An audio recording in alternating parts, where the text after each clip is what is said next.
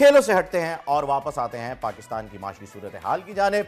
महंगाई की रफ्तार और एनर्जी क्राइसिस के दौरान पड़ोसी मुल्क ईरान ने पाकिस्तान को सस्ता पेट्रोल, सस्ती गैस और सस्ती बिजली फराहम करने की ऑफर की है। इस ऑफर का हुकूमत पाकिस्तान क्या जवाब देगी, ये तो वक्त बताएगा। अलबत्ता मौशी सूरत हाल पर आपको ताज़ा तरीन खबरें देते हैं। खबर यह है कि हमारे निगरां वज़ीर आज़म मौजूदा माशी चैलेंजेस से निपटने के लिए पुरज़म हैं। जी हाँ, ये एक अच्छी खबर है। दो दिन में 2 बार इजलास की सदारत की है, माहिरीन से मशवरे मांगे हैं। दूसरी तरफ मार्केट की सूरत हाल ये है कि अचानक चीनी यानी शक्कर जो है वो मार्केट से गायब हो रही है। नए रेट खोले जा रहे हैं। हुकूमत के अलावा थोक बाजार और होलसेल्स ने भी नाजायज़ मुनाफा जो है उसका बाजार गर्म कर रखा है। मार्केट में इस वक्त चीनी की कीमत 170 रुपए तक पहुंच गई है। ठीक यही कीमत आटे की है। और अफसोसनाक कह लीजिए या मज़ेदार बात कह लीजिए कि रूस से गंदम जो आने वाला था वो अभी तक पहुंचा नहीं है। खैर, इकोनॉमी की सूरत हाल पर बात करने के लिए मुआशी एक्सपर्ट खाकान नजीब हैं। मजीद डिटेल उन्हीं से जानते हैं। अस्सलाम वालेकुम खाकान साहब, वेलकम टू द शो। हालात मुल्क के आपके सामने हैं। चीनी का एक और अजाब जो है वो आवाम पर नाजिल होने वाला है। अब ये हुकूमत की जानिब से है या मुनाफेखोरों की जानिब से है, इस पर कंट्रोल कैसे किया जा सकता है? खाकान साहब, आप एक्सपर्ट हैं, आप जरा बताइए। बिस्मिल्लाहिर्रहमानिर्रहीम। एक तो याद रखें कि ये जो चीनी की मार्केट है पाकिस्तान में, ये चीनी 3-4 माह प्रोड्यूस होती है। वो माह कौन से हैं? वो माह हैं अक्टूबर नवंबर के करीब, जो पाकिस्तान का शुगर का सीज़न है वो शुरू होता है, और ये जाके कहीं फरवरी मार्च, डिपेंडिंग ऑन कितनी प्रोडक्शन हो रही है, कितना गन्ना लगा है, ये ख़त्म होता है। चीनी वाफिर मकदार में थी। फिर आपको मालूम है कि कुछ एक्सपोर्ट की इजाज़त हुई।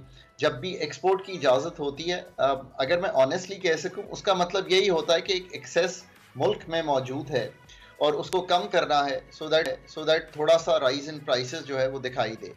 एक I think rise in prices की और वजह ये भी है कि जब हम एक्सपोर्ट करते हैं तो साथ चूँकि जहाँ पोरस बॉर्डर्स हैं वहाँ पे ये भी देखा जाता है कि शायद थोड़ी सी चीनी जो स्टॉक में हमें दिखाई नहीं देती उस तरह से, वो शायद ओवर द बॉर्डर्स, उसको आप स्मगलिंग कह लें या ट्रेड कह लें, वहाँ हो जाती है। कुछ आई थिंक ये भी आंसर आ रहा है कि आप याद रखिए कि जब ये कैरी करते हैं स्टॉक को, तो स्टॉक की कैरिंग कॉस्ट होती है। वो कैरिंग कॉस्ट 1% थी हर माह। अगर आप 12% पॉलिसी रेट पे थे, अगर आप पॉलिसी रेट को डबल कर दीजिए और उसको 24% कर दीजिए जो आज हो गया है, तो ये कैरिंग कॉस्ट डबल हो जाएगी। उसका भी एक आंसर आ रहा है। फिर नया सीज़न शुरू होने में अभी कुछ वक्त बाकी है, ये एंड ऑफ सीज़न है। आई एम नॉट श्योर कि स्टॉक्स उतने वाफिर मकदार में मौजूद हैं। अब गवर्नमेंट ने कल कुछ एक्शन भी लिया है, शायद एक्सपोर्ट जो है उसको पे कदगन सी लगाई है, उससे कोई सेंटिमेंट तब्दील होगा। बट ओवरऑल इस वक्त एक इन्फ्लेशनरी ट्रेंड मुल्क में है। उसके लिए जो बेहतरीन चीज़ है वो जायज़ा लेना है। एक नेशनल प्राइस मॉनिटरिंग कमेटी सरकार के पास मौजूद है फेडरल लेवल पे।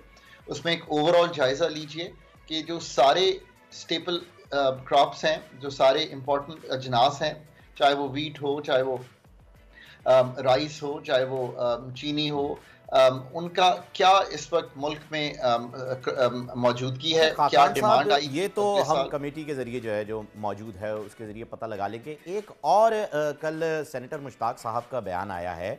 उन्होंने बताया है कि जी उनके मुताबिक बिजली फ़ी यूनिट 90 रुपए तक जा सकती है, जिसकी वजह से आवाम काफ़ी परेशान हो गई है। इवन हर इदारे के अंदर एक खलबली मच गई है कि उन्होंने किस असेसमेंट के ज़रिए ये फिगर दिया है। आपके नज़दीक ये कितना लॉजिकल है? देखिए, एग्जैक्ट फिगर पे मैं इसलिए बात नहीं करूँगा कि फिगर्स इतने आसान नहीं है निकालने। अगले लेकिन सर 53 रुपए से 90 का एक फासला बहुत ज़्यादा बड़ा है, तकरीबन डबल की बात कर रहे हैं वो। और देखें, बहुत से स्लैब्स हैं, मतलब वो किस स्लैब की बात कर रहे हैं पर्टिकुलर, ये देखना पड़ेगा। So let's not get into figures, but एक ओवरऑल गुफ्तगू कर लेते हैं।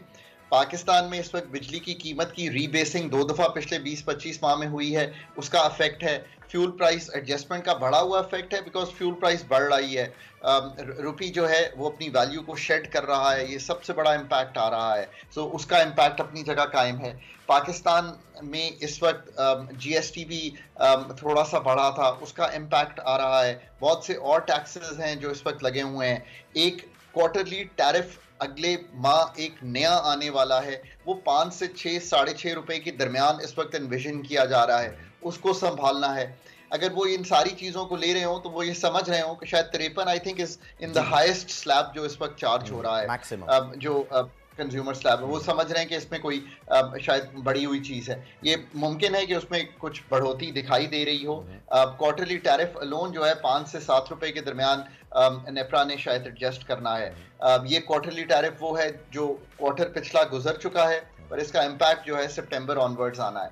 तो हमें इन सब को अब शॉर्ट टर्म मेजर्स में संभालना है, हमें मिड टर्म मेजर्स में संभालना है और लॉन्ग टर्म मेजर्स में संभालना है। ये निहायत ही ज़रूरी हो गया है कि एक हमने अहाता तो कर लिया है कि क्या मसाइल हैं, अब शॉर्ट टर्म में जो स्टैगर करके कुछ वन स्लैब बेनिफिट देकर कुछ बिलों पे जीएसटी एग्जैक्टली खाकान साहब, मैं यही आपसे जानना चाह रहा था। मैं अपना सवाल भी यहाँ रख देता हूँ ताकि आप उसे ब्रीफली एक्सप्लेन कर पाएँ कि हम आईएमएफ के प्रोग्राम में चल रहे हैं, ठीक है, हमें सब्सिडी नहीं मिल सकती है, लेकिन इस प्रोग्राम में रहते हुए जो कि मार्च तक हमारे पास है और उसके बाद रिवाइव होने जा रहा है, इस प्रोग्राम में रहते हुए क्या आवाम को रिलीफ देने के लिए कोई स्लॉट्स, कोई स्लैब्स अवेलेबल हैं according to you? So that's the critical question. सो मैं इस सवाल को 3 हिस्सों में करूंगा, इसलिए कि आईएमएफ के साथ इनहराफ करना पाकिस्तान के लिए अच्छा नहीं है और हमें करना नहीं चाहिए। आपने अगर मुझे पहले इंटरव्यू किया हो या मेरे पिछले 24 माह के interviews on Pakistan, webinars, conferences, हर दफ़ा मैंने यही कहा कि पाकिस्तान को आईएमएफ की अम्ब्रेला के अंडर रहना है। मैं आज भी यही कह रहा हूँ। सो जो भी अभी गुफ्तगू होगी वो आईएमएफ से पहले कीजिए, उसके बाद लोगों को अनाउंस कीजिए। आईएमएफ को एज अ पार्टनर समझिए। IMF में there are people who are looking at every interview that is going on, every cutting that is happening in Pakistan, और वो रोज 8 घंटे बैठे पाकिस्तान को स्टडी कर रहे हैं। अब in the short run staggering of the bills एक ऑप्शन है। स्टैगरिंग ऑफ द बिल से ये होगा कि थोड़ा सा बोझ इमीडिएटली लोगों पे कम होगा, बट इससे एक इंडिकेटिव टारगेट IMF का जो है वो डिस्टर्ब हो जाएगा। आप उनसे बात कीजिए और उन्हें कहिए कि इसको किसी तरह एडजस्ट करें। 200 से 300 का जो स्लैब्स हैं, जो यूनिट्स हैं, 50, 100, 200 और 300 जो बिल्स आ रहे हैं, उनको संभालिए। उनको संभालने का तरीका ये है कि उन पे जो इस वक्त वन स्लैब बेनिफिट है वो दे दीजिए, 400 तक भी दे दीजिए, प्लस जीएसटी की मद में जो चीज़ें हैं उन पे सोचिए। ये सब करते वक्त आईएमएफ से रुजू कीजिए। कुछ बजट में हमारे पास प्रोविजन मौजूद होती है, विदाउट गोइंग इनटू डिटेल्स मैं अभी भी कहता हूँ वो प्रोविजन मौजूद है, वो पैसे पड़े हुए हैं, उनको इस्तेमाल कीजिए। कुछ एक्स्ट्रा जीआईडीसी के पैसे साहब जो हमारे निगरान